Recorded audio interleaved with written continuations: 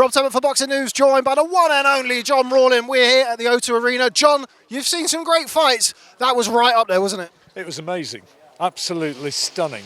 You know, I mean, I said in commentary at one point in the last round, I actually, for what it's worth, thought that Fabio had just about done enough. I had him ahead by a narrow margin, but I did say in commentary, you almost hope that there isn't a loser here. You almost hope that it is a draw, because having put so much into it as they had done, it would have been just a savage judgment to have sent somebody away as a loser, wouldn't it? It certainly would have, yes. It's kind of I think that's general feeling among everybody, that whether you had it one round this way or one round the other way, I think, everybody goes away happy. Well, maybe not happy, but with their unbeaten record intact. I mentioned earlier, you've seen some great fights and certainly some great heavyweight fights. Where does that rank? Well, it's up there. I think as British heavyweight fights go, it's hard to, off the top of my head, think of a better one.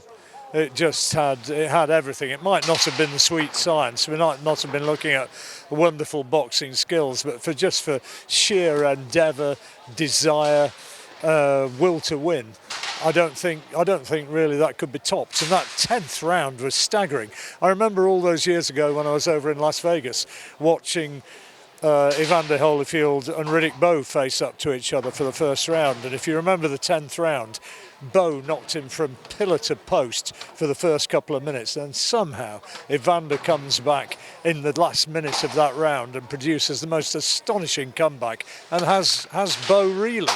And I suppose technically that was a better round, but if you look at that 10th round tonight, that was pretty staggering as well. I've just it's why we are just addicted to the sport, Rob.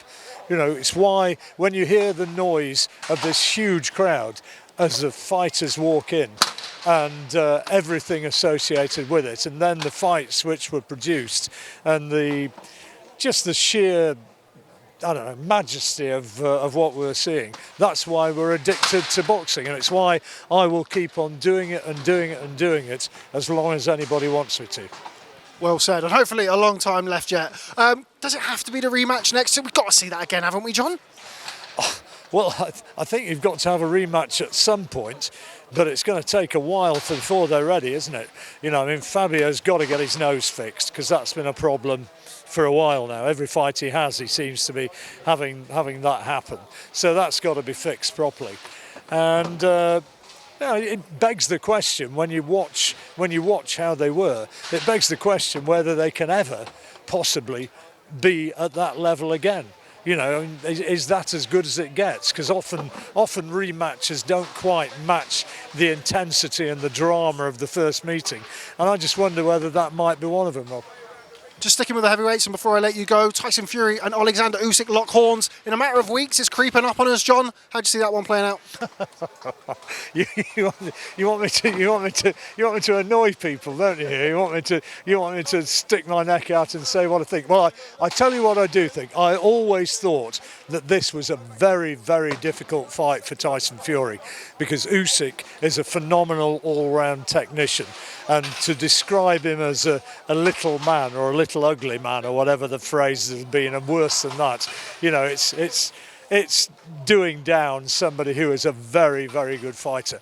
It's interesting that the odds have narrowed. Fury was 2-1 on when it's opened. It's now even money. It's a pick 'em fight. There's nothing between them, and the way things have panned out over the last few weeks. You've got to go on the evidence of your eyes. And since that third Deontay Wilder fight, I don't think Tyson's been quite the same man. The fights he's had, he's beaten Derek Chisora, Dillian Whyte, Francis Ngannou, and not looking terribly good in any of them. Let's be honest about it. So if you're going on the evidence of your eyes, you say he's not the fighter that he was, and therefore Usyk has to be the pick. There we go. There you have it. John Rawling, always a pleasure catching up with you, and always a pleasure to bump into you. Thanks very much for speaking to Boxing News, and we'll catch up soon, I'm sure. It means Tyson will never talk to me again, doesn't it? That's okay. I think you did well.